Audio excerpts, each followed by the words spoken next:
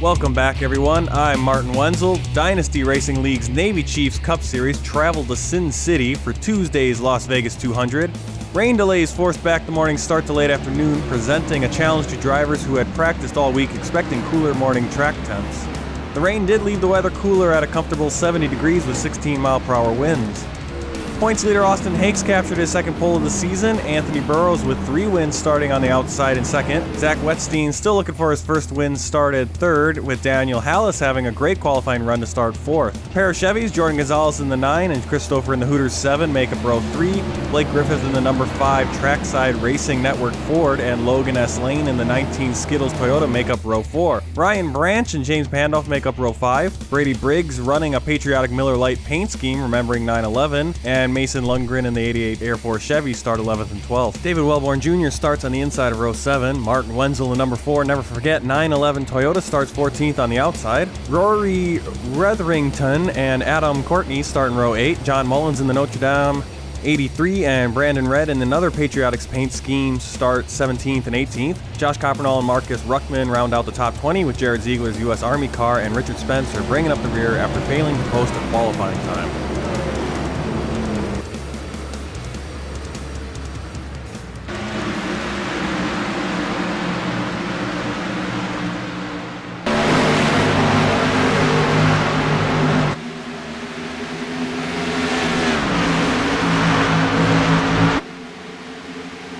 An excellent start to the race as Austin Hakes, Anthony Burrows, and Zach Wetstein separate themselves from the pack. Daniel Hallis following close behind with Chris Stouffer in 5th place.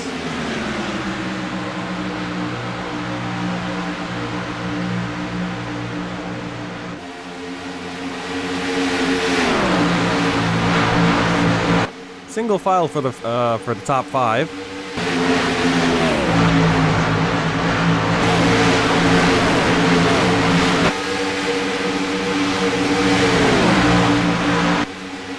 Here are lap 11, battle for 6 between Daniel Hallis and Ryan Branch. Branch gave Hallis a little bump there.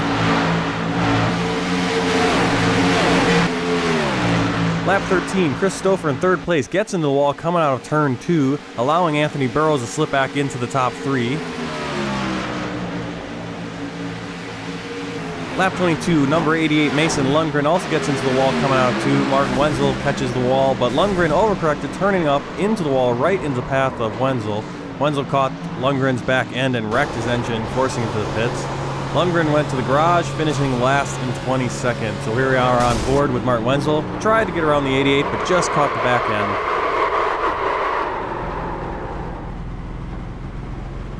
On board with Logan S. Lane, running 18th. And we can just see the smoke as Lundgren and Wenzel go skidding across the track. Another tough luck race for Martin Wenzel after having a really good showing at Darlington and finishing at Sonoma last week. Lap 26, race restart. Austin Hakes takes off with the lead. Battle for second between Burrows and Wetstein. Going into turn 1, Wetstein takes it.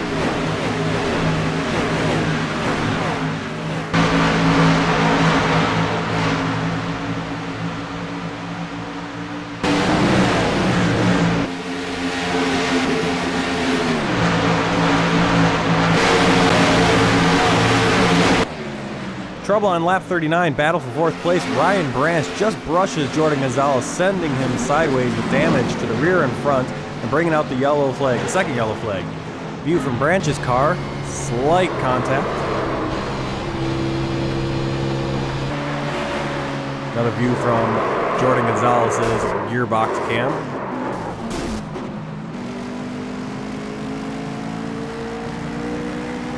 Lap 44 restart, number 71, Jared Ziegler in 1st place after skipping the pits. How long can he hang on with old tires? Great start off the green. But the question still stands, how long can he last on old tires against Anthony Burrows and Austin Hakes and Zach Wetstein, all with fresh tires.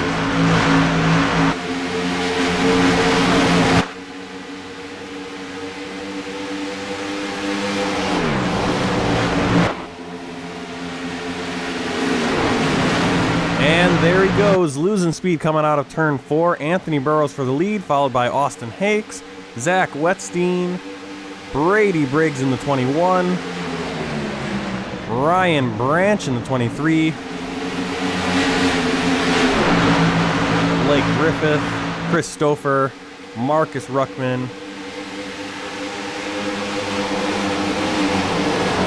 John Mullins now in turn 4 at the end of the lap. Oh no, in trouble! Trouble out of turn 4. The 61 and 69 Rory Wetherington and David Wellborn. Ouch, James Pandoff also got into the back of Logan Lane. Heavy damage and he is smoking. Yellow flag, third caution of the day. Tough luck for James Pandoff. Get into the back of Logan S. Lane. Lap 50 restart. Anthony Burrows launching at the green, followed by Wetstein, Brady Briggs, Austin Hakes, and Blake Griffith. Ooh, tight battle between Wetstein, Briggs, and Hakes.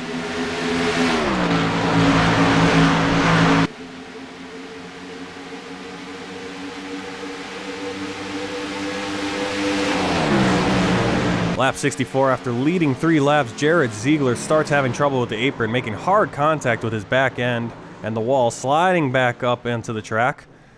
Got back down, no yellow flag was thrown.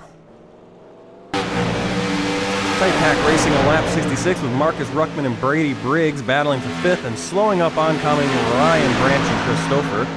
Coming out of turn 2, Richard Springer nearly slides into Blake Griffith.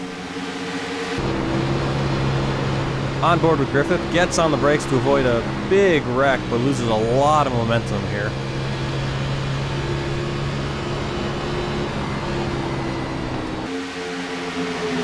Lap 67, Ryan Branch finally gets past Brady Briggs for 5th, but Briggs goes low and takes the spot back, but coming out of turn 2, slides right up into Branch's path, forcing Branch down into Chris Stouffer, and Stouffer goes for a ride into the wall.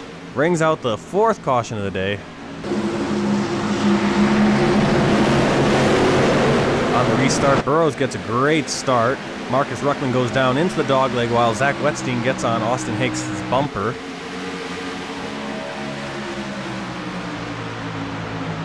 Lap 75, Rory Wetherington and David Wellborn make contact again, right in front of Martin Wenzel, back out after losing 47 laps to repair. Wenzel avoids Wetherington as he straightens out, and the race stays green. On board with Wenzel. Close one there. Good driving to get around that. Jumping ahead to lap 95, Brady Briggs running in 5th. Gets into the wall on the front stretch, allowing 17 of Richard Springer and number 7 Chris Stouffer to slip by. A lap later, the apron causes more trouble for Jared Ziegler, sending him hard into the inside wall. Again, no yellow flag. Scary situation on lap 99. Richard Springer slides up into the wall right in front of Chris Stouffer in the 7, causing both to go sideways. Springer's car hits the wall hard and flips twice, bringing out the 5th yellow of the afternoon.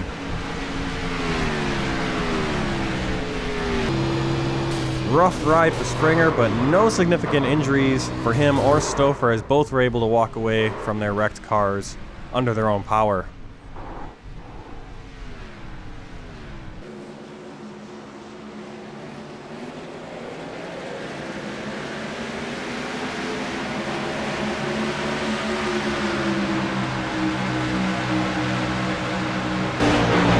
Battle for 4th place on lap 113 between Austin Hakes and Zach Wetstein. Hakes gets it in the turn, but Wetstein is able to take it back on the backstretch.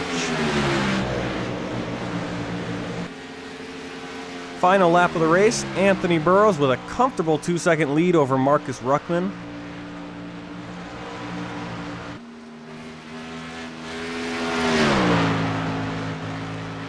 Burrows is currently sitting 3rd in the points standings with 3 wins this season. Led 89 laps so far, will be the 90th right here.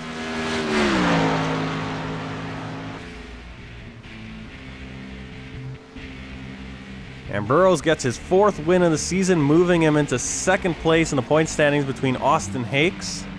Hakes finishes 3rd and hangs on to the points lead. Logan S. Lane is running back. Let's see where he's going to finish. He finishes in 10th, dropping to 3rd in points. Marcus Ruckman gives Burrows a little tap and congratulations.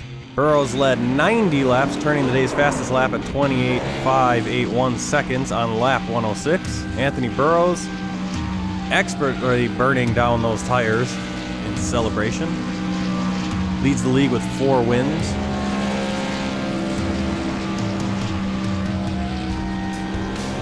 That is a great burnout by Anthony Burrows, and he's still going for it.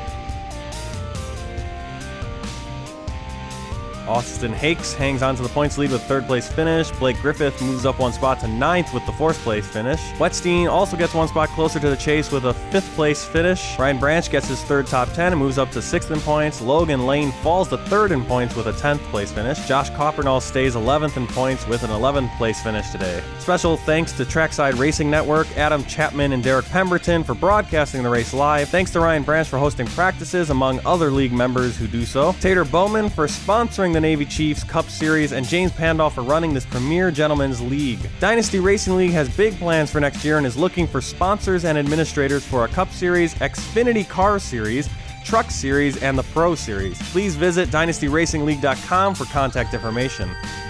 Next week, Dynasty Racing heads to Charlotte, North Carolina for the Shelter Box Disaster Relief 300 miles at Charlotte Motor Speedway. With the latest rash of superstorms hitting America, Hurricanes Harvey and Irma, the next few races at Charlotte, Daytona, and Texas will serve as a platform to raise awareness for charities helping with disaster cleanup. Shelter Box provides boxes and kits containing family-sized tents specially designed to withstand the elements and provide people with temporary shelter until they are able to start the process of rebuilding a home. They also contain items to help transform the shelter into a home, like cooking sets, solar lights, and activity sets for children. Please visit shelterboxusa.org for more information on what they do and how you can help. Once again, that's shelterboxusa.org. Tune in to Trackside Racing Network on YouTube Tuesday, September 12th, 10 p.m. Eastern for full coverage of the Shelter Box Disaster Relief 300.